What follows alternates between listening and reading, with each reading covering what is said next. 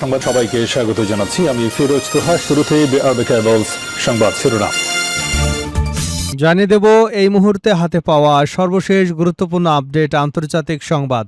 শুরুতেই থাকছে ইরানের ১৭০টি লক্ষ্যবস্তুতে মার্কিন হামলা, নিহত ১৪। ইরানে গত ২ দিনে প্রায় ১৭০টি লক্ষ্যবস্তুতে হামলার তথ্য জানিয়েছে মার্কিন সামরিক বাহিনীর সেন্ট্রাল কমান্ড সেন্টকম। মঙ্গলবার রাতে ৮০টি এবং বুধবার রাতে আরও ৯০টি টার্গেটে হামলার তথ্য জানিয়েছে তারা। বৃহস্পতিবার ব্রিটিশ সংবাদ মাধ্যম বিবিসি বিষয়টি নিশ্চিত করেছে। এবারে জানাবো মার্কিন হামলা উপেক্ষা করে খামেনির শেষ বিদায়, লাখো মানুষের সমাগম। মার্কিন হামলার মধ্যেই ইরানের উত্তর পূর্বাঞ্চলের শহর মাশহাদে দেশটির প্রয়াত সর্বোচ্চ নেতা আয়াতুল্লাহ আলী খামেনির দাফনকে কেন্দ্র করে হাজারো মানুষ সড়কে নেমে এসেছেন। অনেককে ইরানের জাতীয় পতাকা হাতে দেখা গেছে। আবার কিছু মানুষ মার্কিন প্রেসিডেন্ট ডোনাল্ড ট্রাম্পকে হত্যার আহ্বান সম্বলিত প্ল্যাকার্ডও বহন করছিলেন। জানাবো ট্রাম্পের বক্তব্য নাকচ, লেবানন ছাড়ছে না ইসরায়েল। লেবানন থেকে ইসরায়েলি সেনা প্রত্যাহারের বিষয়ে মার্কিন প্রেসিডেন্ট ডোনাল্ড ট্রাম্পের বক্তব্য প্রত্যাখ্যান করেছেন ইসরায়েলের প্রতিরক্ষামন্ত্রী ইসরায়েল কাটজ। তিনি বলেছেন, হিজবুল্লাহ সম্পূর্ণ নিরস্ত্র না হওয়া পর্যন্ত ইসরায়েলি বাহিনী লেবাননে অবস্থান করবে। এদিকে হরমুজ প্রণালী চালুতে মারাত্মক ব্যাঘাত ঘটাচ্ছে মার্কিন হামলা, দাবি আইআরজিসির। ইরানের ইসলামিক রেভলিউশনারি গার্ড কর্পস বলেছে, মার্কিন হামলা হরমুজ প্রণালী পুনরায় চালু করতে মারাত্মকভাবে ব্যাঘাত ঘটাচ্ছে। মার্কিন সামরিক হামলা শুধু ইরানের চরম প্রতিশোধী ডেকে আনবে না, বরং হরমুজ প্রণালীর মধ্য দিয়ে গুরুত্বপূর্ণ সামুদ্রিক যান চলাচলেও ব্যাহত করবে। এবারে থাকছে লেবাননে ইসরায়েলের হামলাকে যুদ্ধ অপরাধ হিসেবে তদন্তের আহ্বান অ্যামনেস্টির। মানবাধিকার সংস্থা অ্যামনেস্টি ইন্টারন্যাশনাল বৃহস্পতিবার অভিযোগ করেছে, হিজবুল্লাহর সাথে যুদ্ধ চলাকালে লেবাননে ইসরায়েলের হামলায় পুরো পরিবার নিশ্চিহ্ন হয়ে গেছে। সংস্থাটি এসব হামলাকে যুদ্ধ অপরাধ হিসেবে তদন্তের আহ্বান জানিয়েছে। এবং সর্বশেষ জানাবো মার্কিন হামলায় আইআরজিসির ৩ সদস্য নিহত। ইরানের দক্ষিণ পশ্চিমাঞ্চলীয় খুজিস্তান প্রদেশে বৃহস্পতিবার মার্কিন বিমান হামলায় ইসলামিক রেভলিউশনারি গার্ড কোরের ৩ সদস্য নিহত হয়েছেন। রাষ্ট্রীয় সংবাদ সংস্থা ইরনা এ তথ্য নিশ্চিত করেছে।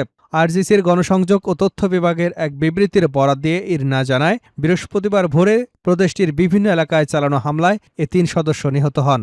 এতক্ষণ শুনছিলেন সংবাদ শিরোনাম, এবার থাকছে পুরো সংবাদ। প্রিয় দর্শক, আপনি যদি এই চ্যানেলে নতুন হয়ে থাকেন, ভিডিওটি দেখতে দেখতে চ্যানেলটি সাবস্ক্রাইব করে বেল আইকনটি বাজিয়ে রাখুন। আর এই ভিডিও সম্পর্কে আপনি আপনার মূল্যবান মতামতটি কমেন্ট বক্সে জানিয়ে দিন। আর হ্যাঁ প্রিয় দর্শক, জানিয়ে দিন এই ভিডিওটি আপনি কোন জেলা থেকে দেখছেন এবং শুনছেন। ইরানের ১৭০টি লক্ষ্যবস্তুতে মার্কিন হামলা, নিহত ১৪। ইরানে গত ২ দিনে প্রায় ১৭০টি লক্ষ্যবস্তুতে হামলার তথ্য জানিয়েছে মার্কিন সামরিক বাহিনীর সেন্ট্রাল কমান্ড সেন্টকম।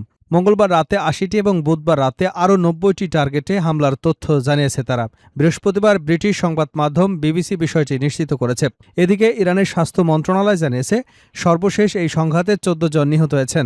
তার মধ্যে ইরানের সামরিক বাহিনীর সৈন্য রয়েছেন ৮ জন।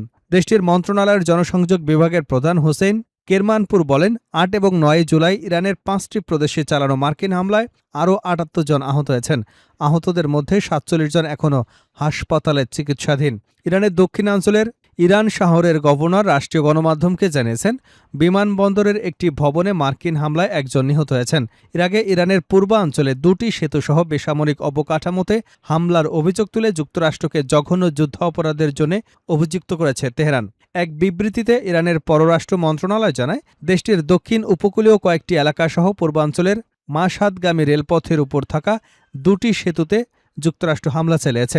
মন্ত্রণালয়ের দাবি, গত ৪৮ ঘণ্টায় যুক্তরাষ্ট্রের এসব হামলা অপরাধমূলক এবং জাতিসংঘ সনদের পাশাপাশি গত মাসে ওয়াশিংটন তেহরানের মধ্যে স্বাক্ষরিত যুদ্ধবিরতি চুক্তিরও লঙ্ঘন। মার্কিন হামলা উপেক্ষা করে খামেনির শেষ বিদায়, লাখো মানুষের সমাগম। মার্কিন হামলার মধ্যে ইরানের উত্তর পূর্বাঞ্চলের শহর মাশহাদে দেশটির প্রয়াত সর্বোচ্চ নেতা আয়াতুল্লাহ আলী খামেনির দাফনকে কেন্দ্র করে হাজারো মানুষ সড়কে নেমে এসেছেন। অনেকে ইরানের জাতীয় পতাকা হাতে দেখা গেছে। আবার কিছু কিছু মানুষ মার্কিন প্রেসিডেন্ট ডোনাল্ড ট্রাম্পকে হত্যার আহ্বান সম্বলিত প্ল্যাকার্ডও বহন করছিলেন। এদিকে আলী খামেনির দাফন অনুষ্ঠিত হওয়ার কথা যে শহরে, সেই মাশহাদেই যুক্তরাষ্ট্রের হামলায় তেহরানের সঙ্গে ট্রেন চলাচল ব্যাহত হয়েছে। বৃহস্পতিবার ইরানের রাষ্ট্রীয় গণমাধ্যম আইআরআরবি জানিয়েছে, মার্কিন হামলায় রেলপথটি লক্ষ্যবস্তুতে পরিণত হয়েছে। অন্যদিকে দেশটির পররাষ্ট্র মন্ত্রণালয় বলছে, ২টি সেতু ধ্বংস হয়েছে। যুক্তরাষ্ট্র ইসরায়েলের সঙ্গে ইরানের যুদ্ধের প্রথম কয়েক ঘণ্টার মধ্যেই গত ফেব্রুয়ারিতে আলী খামেনি নিহত হন। আজ দাফনের মধ্য দিয়ে টানা ৬ দিন ধরে চলা শোক অনুষ্ঠান শেষ হয়েছে। ট্রাম্পের বক্তব্য নাকচ, লেবানন ছাড়ছে না ইসরায়েল। লেবানন থেকে ইসরায়েলি সেনা প্রত্যাহারের বিষয়ে মার্কিন প্রেসিডেন্ট ডোনাল্ড ট্রাম্পের বক্তব্য প্রত্যাখ্যান করেছেন ইসরায়েলের প্রতিরক্ষামন্ত্রী ইসরায়েল কাজ।